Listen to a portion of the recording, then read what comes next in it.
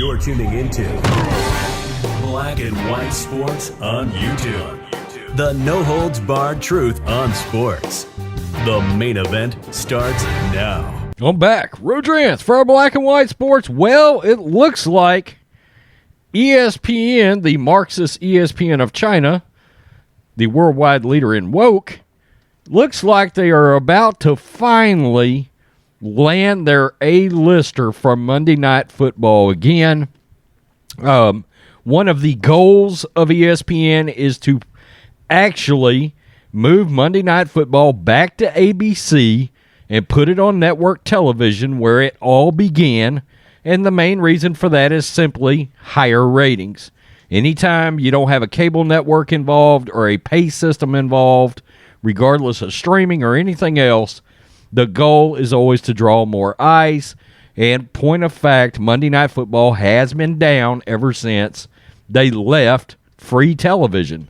Well, as part of their triumphant return back to ABC, and that's one reason why the NFL finally awarded ESPN/ABC the Super Bowl.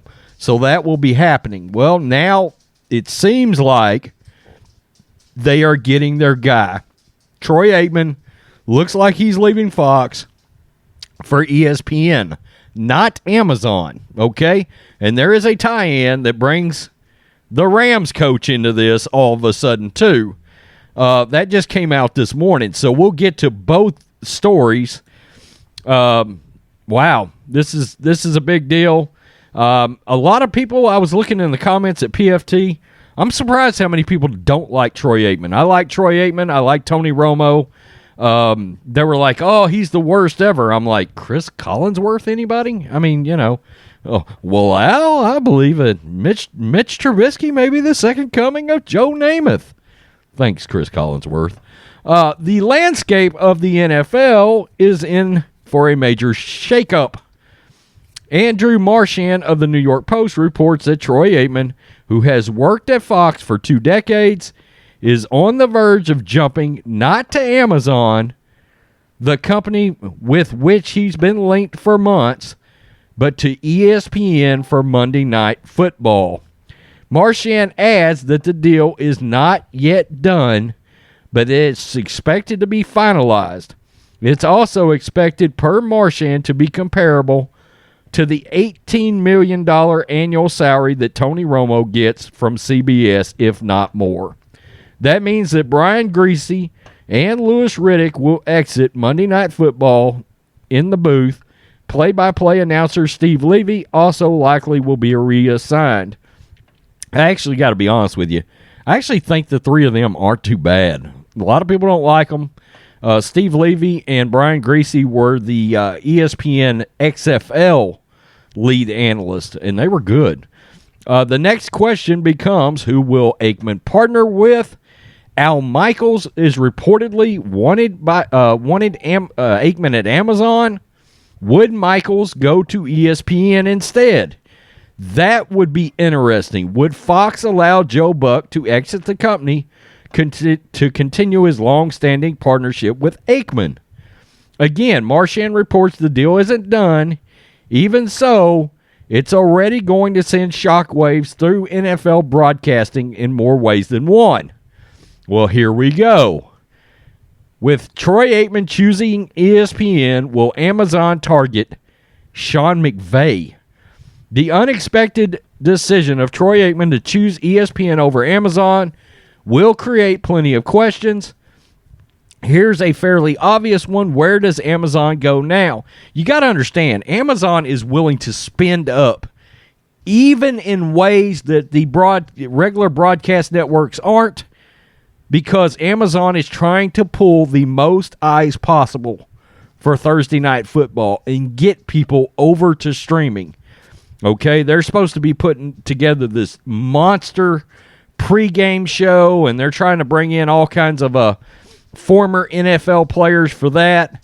I just don't know that streaming is right now, with so many people deciding to completely cut the cord, and I mean go back to antenna.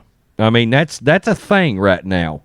Al Michaels, who is expected to become the play-by-play announcer for Thursday Night Football on Amazon Prime, reportedly wanted Aikman as the in-booth partner. Andrew Marchand of the New York Post reports that Amazon could now turn to Rams coach Sean McVay.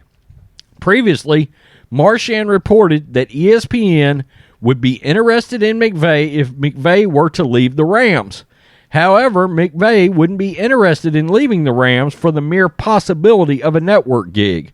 Someone will have to come after him aggressively and make him an offer he can't refuse, and that Rams owner Stan Kroenke won't match or exceed. Tony Romo is making $18 million per year for much more limited workload than the job of NFL head coach. Aikman reportedly will make much or more from ESPN. If Amazon were to offer something similar, McVay would be foolish not to listen, especially since, at a minimum, it will get Kroenke to dig deeper into his super yacht maintenance budget. Then there's this factor, and one can't be overlooked. There's no guarantee that McVay will be good as a color commentator. That's a fact, although he seems to have a pretty outgoing personality. He probably will be, but maybe he'll be as stunningly bad as Joe Montana or Bill Walsh were. That makes a gamble a huge one for whoever pays McVay without knowing whether, for example, he's capable in anything other than single-tone excited or single-volume loud that is on display at many press conferences. Yeah, but there's something that Florio didn't bring up here. Sean McVay already has a podcast, okay? He works for The Ringer, Bill Simmons, okay? McVay and Peter Schrager have a podcast over there. The Flying Coach, I believe, is the name of the podcast. So he is already building some of that experience on that podcast, and that has been a very successful podcast. By the way, Bill Simmons just come right out and said the other day he would make that podcast a permanent podcast if Sean McVay chooses to go to the broadcast booth. I think that's supposed to be more of a temporary thing, but Bill Simmons just came out on his podcast and said, I'll hire him for good. You know, I mean, Simmons has got deep pockets because Spotify or somebody else purchased The Ringer for $200 million or $300 million or whatever it was. Biggest sports podcast in the world, you know. A lot of people don't realize that. Bill Simmons' podcast is a monster. So anyway, that's neither here nor there, but you get my point. We'll be interested to see who might join Al Michaels. Al Michaels, I don't think, saw that coming.